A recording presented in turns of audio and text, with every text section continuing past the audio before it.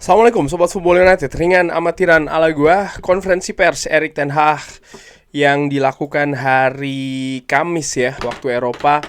Ini terkait dengan menghadapi Tottenham Hotspur. Langsung aja, ada beberapa informasi di sana. Gua ambil dari Manchester Evening News. Walaupun saat ini dari manunited.com juga memiliki artikel, yaitu adalah ya dari manunited.com ya, sorry. Ini beberapa ya pernyataan kunci dari konferensi pers tersebut. Dimulai dari terkait dengan inkonsistensi Manchester United. Erik ten Hag mengatakan tentu saja ini bukan merupakan kebiasaan yang bagus dari saya. Saya ini sebenarnya tidak sabaran ya, dan saya ingin to the point. Tapi saya juga harus adil, artinya kita memiliki kesuksesan di 2 musim sebelumnya, dan kita harus bekerja sangat keras untuk bisa meraih kesuksesan yang lebih banyak. Lalu disinggung juga mengenai squad. Nah, ini menarik ya, informasi squad untuk menghadapi Tottenham Hotspur. Apakah ada pemain yang kembali lagi dari cederanya? Erik ten Hag mengatakan tidak ada. Jadi kurang lebih grupnya ini masih sama ya, seperti pertandingan-pertandingan sebelumnya. Berarti Rasmus Højlund, Mason Mount sudah bisa dilibatkan di sana. Lindelof nampaknya juga seperti itu, dan juga pemain-pemain lainnya. Terkait dengan progres, Erik ten Hag memiliki pernyataan kalau Anda harus melihat situasinya ya, secara menyeluruh. Kita masih bekerja dan memiliki progres. Kita memiliki pilihan-pilihan untuk mendatangkan pemain muda tahun lalu seperti Rasmus Højlund, dan tahun ini seperti Joshua Zirkzee dan juga Leny Yoro. Kita percaya kepada mereka, dan saat ini kita percaya mereka untuk saat ini dan juga masa depan. Tapi ya, saya juga kadang-kadang ini tidak sabaran ya. Saya ingin kita ini bisa langsung. Kita memiliki kesuksesan di 2 musim yang lalu, dan kita harus bekerja keras untuk mendatangkan kesuksesan yang lebih besar lagi. Ini kurang lebih hampir sama seperti di pernyataan sebelumnya. Jadi ini terkait dengan progres. Erik ten Hag memiliki pendapat di situ juga. Apa yang salah pekan ini? Erik ten Hag secara jelas mengatakan tidak menciptakan gol. Itu merupakan masalahnya. Kalau di area-area kunci ini seharusnya bisa mencetak banyak gol sebagai sebuah tim. Kita memiliki pemain-pemain ya di tim ini yang memiliki kemampuan untuk mencetak gol, dan itu jelas. Anda melihat banyak sekali peluang yang kita ciptakan, tapi kita tidak menciptakan gol yang cukup banyak. Dan Erik ten Hag juga menambahkan tentang Bruno Fernandes. Saya pikir tim ini membawa ke sebuah situasi, dan saya pikir Bruno Fernandes ini mampu. Dia telah membuktikan dalam jangka panjang ya, artinya di tahun-tahun yang cukup panjang juga di Premier League, di mana dia bisa menciptakan banyak peluang, dan saya yakin musim ini dia akan melakukan hal yang sama. Dan dia akan datang ke poin tersebut ya, dan menemukan performanya. Dia akan menciptakan atau membuat umpan-umpan kunci dan juga menciptakan gol 100%. Ini tinggal masalah waktu saja. Kalau dari manunited.com mungkin ada tambahan terkait dengan kita harus bisa membalikkan keadaan. Saya pikir ya, Anda memiliki situasi saat ini, kita bekerja, kita memiliki progres, kita mendatangkan pemain-pemain muda ya. Tahun lalu seperti Rasmus Højlund, Joshua Zirkzee, Leny Yoro musim ini, dan juga para pemain yang bisa memberikan kontribusi saat ini dan juga masa depan, dan kita harus membangun mereka. Saya mulai untuk berbicara lebih banyak ya, di mana kita juga harus melakukan perubahan di dressing room. Kita harus membalikkan keadaan, kita harus bekerja dengan squad, dan ini mungkin akan membutuhkan waktu tentu saja. Tapi ya, seperti Erik ten Hag tadi gue pernah bahas ya, dia atau tadi gue sebutkan bahwa dia mengatakan bahwa saya kadang-kadang ini tidak sabaran. Saya juga ingin langsung bisa sukses, dan harus adil juga ya, kita memiliki banyak sukses di 2 musim yang lalu, artinya berupa trofi. Jadi kita harus bekerja lebih keras lagi nih. Dan saya pikir semua tim untuk musim ini ya, mereka ini memiliki rasa keinginan untuk sukses.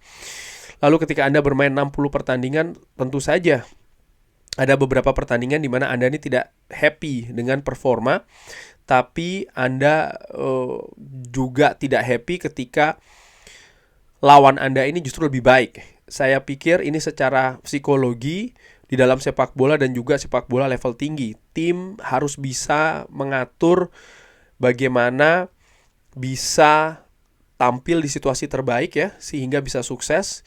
Di sisi lain kita juga sangat ambisius, kita meminta banyak dari para pemain dan juga rasa lapar yang lebih dibandingkan dengan tim lain.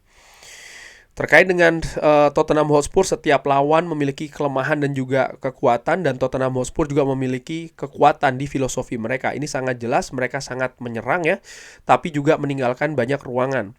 Ini yang kita bisa ambil dan mudah-mudahan bisa membantu ketika Anda melawan tim yang sangat bagus seperti Tottenham Hotspur. Kita ingin mengontrol pertandingan dan Anda membutuhkan penampilan di level tertinggi. Kita akan menciptakan lagi peluang-peluang dan saya yakin kita akan mengambil kesempatan kita. Ya, itu tadi kurang lebih dari 2 sumber yang berbeda. Well, ya, Erik ten Hag mengatakan kalau kurang lebih ini harus dibalik keadaan. Namun demikian dia juga mengidentifikasi yang menurut gue juga sama seperti yang banyak dikatakan dianalisa oleh fans ya kan, misalnya bahwa tim butuh menciptakan gol. Ketika menghadapi FC Twente, ketika menghadapi Crystal Palace, jelas masalahnya ada di kemampuan mencetak gol. Apakah ini dari pemain depan, pemain tengah? Menurut gue pemain Manchester United harus bisa lebih tajam. Menghadapi FC Twente, Manchester United bukannya tanpa peluang. Manchester United bukannya tidak mendominasi pertandingan. Itu sudah dilakukan. Bahkan ketika menghadapi Crystal Palace. Tapi menciptakan gol itu masih menjadi masalah. Manchester United sebenarnya punya pemain-pemain yang memiliki kemampuan untuk menciptakan gol. Menghadapi Barnsley mereka bisa menciptakan 7 gol. Oke, mungkin kompetisinya 2 tingkat di bawah. Tapi kenyataannya tim lain pun juga tidak selalu menciptakan 7 gol ketika menghadapi tim dengan 2 strata di bawahnya. Menghadapi Southampton mereka bisa menciptakan 3 gol. Artinya kemampuan itu ada, cuman belum secara konsisten. Nah, ini juga terkait dengan hal-hal individu yang ada di skuad Manchester United. Oleh karena itulah Erik ten Hag juga menegaskan kalau ya mereka harus berprogres ya. Mereka harus memperbaiki keadaan. Di sisi lain, ketika menghadapi Tottenham Hotspur, mereka harus tampil di level tertinggi. Nah, Tottenham Hotspur juga sedang dalam misi untuk mencari kemenangan. Mereka sedang dalam situasi yang positif. Ini merupakan tantangan Manchester United di Old Trafford nanti. Jadi menurut gua ya ini merupakan kombinasi, artinya Erik ten Hag harus bisa meramu strategi baik itu sebelum dan juga ketika pertandingan berlangsung. Para pemain juga harus tampil fokus. Fakta bahwa ketika menghadapi FC Twente, pemain juga memiliki andil yang besar ya di kegagalan kemenangan tersebut. Bukan hanya gagal menciptakan gol dengan peluang yang banyak, tapi juga bagaimana proses kebobolannya. Menghadapi Crystal Palace juga seperti itu. Penampilan sudah dominan ya, sistem oke, permainan bagus, ada progres, tapi ya pemain juga di atas lapangan harus bersikap atau memiliki attitude yang bagus juga nih. Mereka juga harus terus secara konsisten bisa menciptakan peluang dan memanfaatkannya. Kalau itu tidak terjadi, ya akhirnya tidak maksimal seperti di 2 pertandingan terakhir. Disinggung juga mengenai keadaan tim ya, bahwa Erik ten Hag menyebutkan mereka sedang bekerja, mereka memiliki progres ya, mungkin belum secara hasil, tapi dari bagaimana permainan di atas lapangan menurut gua secara ringan amatiran, kalau gua bandingkan dengan awal musim lalu, sistem permainan Manchester United ini lebih jelas terlihat di atas lapangan.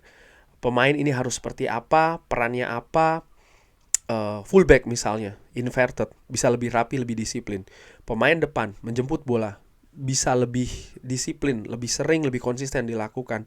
Lalu jelas bahwa Manchester United ini juga sangat mengandalkan serangan dari sayap. Ini bisa dilakukan secara lebih berimbang, kanan maupun kiri. Di 2 musim yang lalu lebih berat di sisi kiri. Saat ini sisi kanan pun juga bisa diandalkan. Hanya tinggal memang ada hal-hal lain yang harus diperbaiki. Ya, salah satunya ketajaman. Di sisi lain konsentrasi. Jangan bikin kesalahan. Ini pertandingan level tertinggi ya. Kesalahan sedikit bisa berakibat fatal, bisa merubah dinamika pertandingan yang tadinya Manchester United memegang kendali misalnya ya. Ini bisa langsung lepas ya ketika menghadapi Southampton misalnya.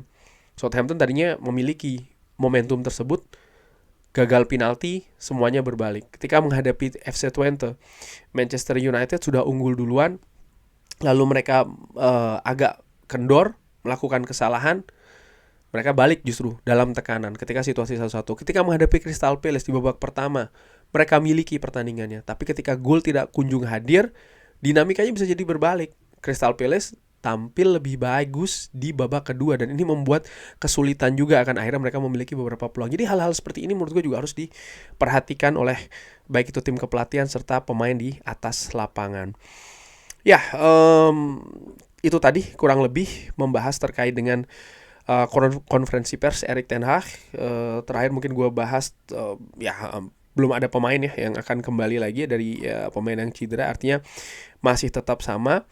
Sehingga gue prediksi sih seperti yang gue bahas juga di preview, mungkin susunan 11 utama ini tidak banyak berbeda. Juga situasi di bangku cadangan. Hanya saja yang gue nantikan adalah rotasi seperti apa nih. Baik itu rotasi 11 pemain utama atau pertama di lapangan, serta pergantian-pergantian juga yang akan dilakukan ketika pertandingan tersebut berjalan. Kurang lebih seperti itu. Bagaimana menurut Sobat Football United? Seperti biasa silahkan drop di kolom komen. Terima kasih sudah menyaksikan. Jangan lupa like, sholat, dan juga subscribe. Wassalamualaikum warahmatullahi wabarakatuh. Thank you.